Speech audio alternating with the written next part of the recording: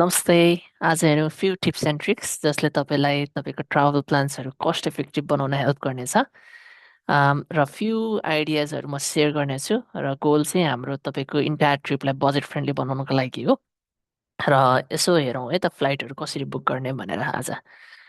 Normally तपाईँको फ्लाइट्सहरू 11 महिना एडभान्समा खुल्छ। र एयरलाइन इन्डस्ट्री कसरी रन भएको हुन्छ भने प्रोजेक्सनको हिसाबमा एभ्री ट्रिपबाट सर्टेन रेभेन्यू उठाउनु पर्ने हुन्छ एयरलाइन्सहरूले। 11 महिना अगाडि टिकट खोल्ने बित्तिकै तपाईँले लिनुभयो भने तपाईँ हाई रेटमा पर्न सक्नुहुन्छ र धेरै ढिलो काट्नुभयो भने हाई रेटमा पर्न सक्नुहुन्छ।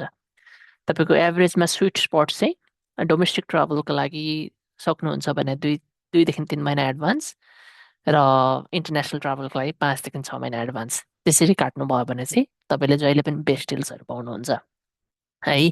अब हेरौँ दिनमा पनि फरक पर्छ कुन बार चाहिँ तपाईँ ट्राभल गर्ने हो भनेर। ग्लोबली नै तपाईँको मन्डे टु फ्राइडे चाहिँ म्याक्सिमम् मान्छेहरू काम नै गरिरहेको हुन्छ र विकेन्ड्समा लेजरको लागि भनेर मोस्ट पिपल ट्राभल।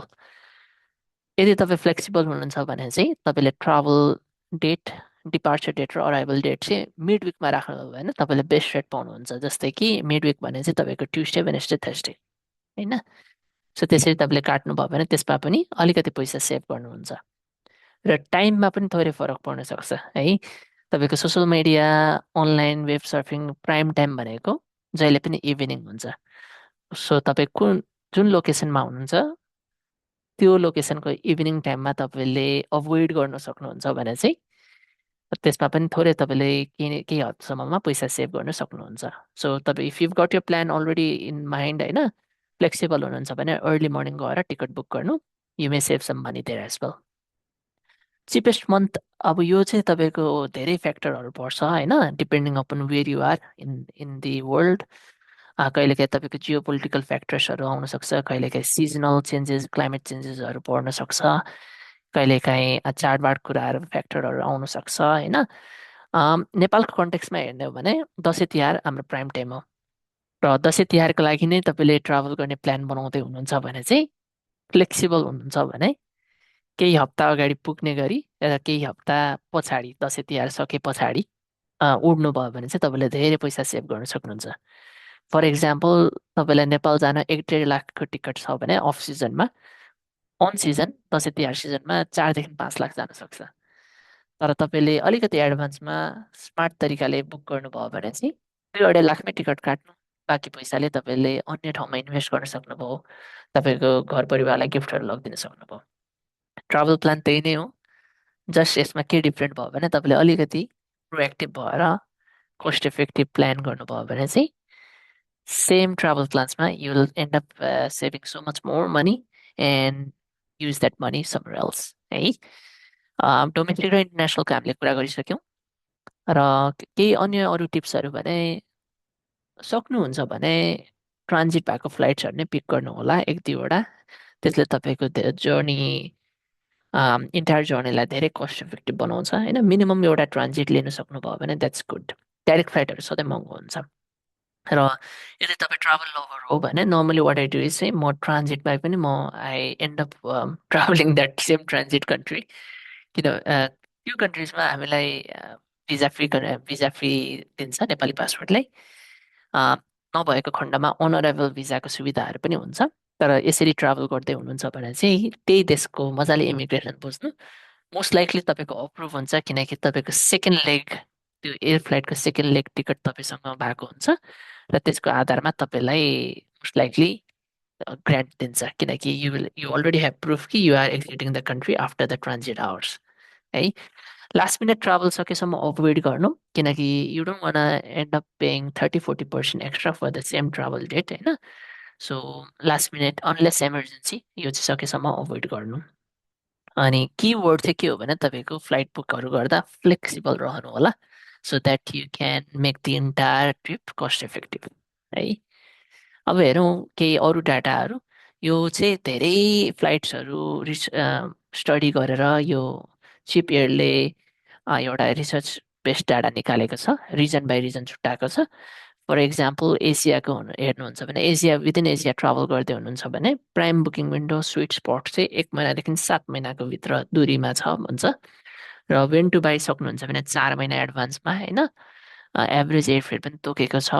र चिप महिना नोभेम्बर, एक्सपेन्सिभ महिना जुन, किनभने that's when summer holidays and everything starts. Cheapest flight कुन बार ट्राभल गर्ने ट्युसडे वेनसडे। सो यसरी तपाईँको रिजन बाई रिजन छुट्याइदिएको छ होइन।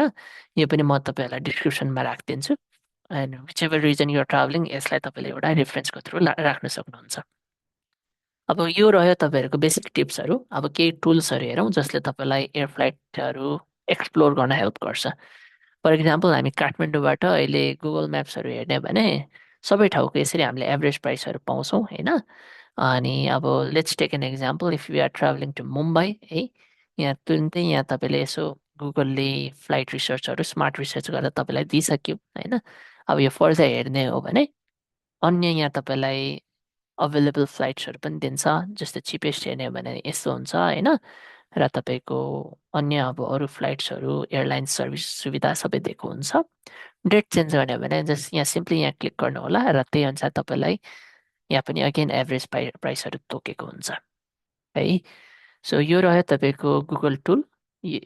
यसबाहेक तपाईँले अन्य अरू टुल एआई च्याटजिपिटी ग्रकहरू पनि चलाउन सक्नुहुन्छ। जस्ट पुट यो departure arrival date, see what they provide होइन। अनि एआईहरू तपाईँले धेरै युज गर्न सक्नुहुन्छ। अन्य अरू सर्च इन्जिन थ्रु पनि जान सक्नुहुन्छ गुगल बाहेक।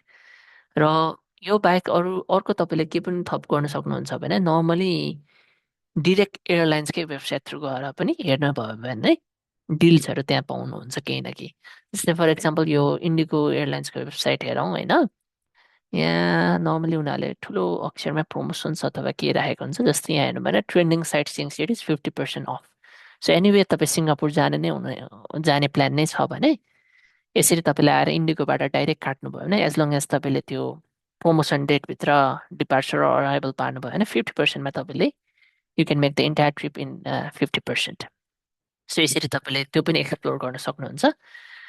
यो बाहेक अब तपाईँको डोमेस्टिक फ्लाइट्सहरूको हिसाबमा आजभोलि मोबाइल ब्याङ्किङ थ्रु पनि थुप्रो अफर्सहरू आएको हुन्छ। सो मोबाइल ब्याङ्किङहरू पनि चेकआउट गर्नु होला यदि डोमेस्टिक काट्दै हुनुहुन्छ भने। र यसबाहेक अब अन्य अरू थप कुराहरू चाहिँ तपाईँले के ध्यान गर्नुपर्छ भने अब ट्राभल एजेन्सी थ्रु जाँदै हुनुहुन्छ, उहाँहरूले राम्रो सर्भिसेस दिइराख्नु भएको छ भने that's all good and fine होइन।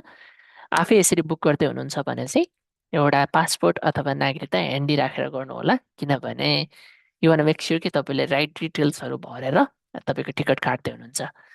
लास्ट मोमेन्ट चेन्ज गर्नु पऱ्यो भने धेरै दुःख पाउनुहुन्छ अनि कहिलेकाहीँ नन रिफन्डेबल पनि हुनसक्छ होइन। सो त्यो चाहिँ तपाईँले डबल चेक गरेर मात्रै तपाईँको डिपार्चर अराइभल तपाईँको name, date of birth, email होइन सबै चेक गरेर मात्रै अनलाइन फर्म भर्नु होला। अनि मेक स्योर कि तपाईँले पेमेन्ट गर्दा चाहिँ यु आर चेकिङ कि कुन करेन्सीमा तपाईँले पेमेन्ट पनि गर्दै हुनुहुन्छ। You don't want pay extra for just for the transaction rates. So त्यसरी तपाईँको नेपाली रुपिसमा काट्दै हुनुहुन्छ भने नेपाली रुपिस कन्भर्ट गर्नु होला and then proceed with the repayment. So आजलाई त्यति नै गरौँ। Hopefully this video helps. हामी गफ गर्दै गरौँला है त।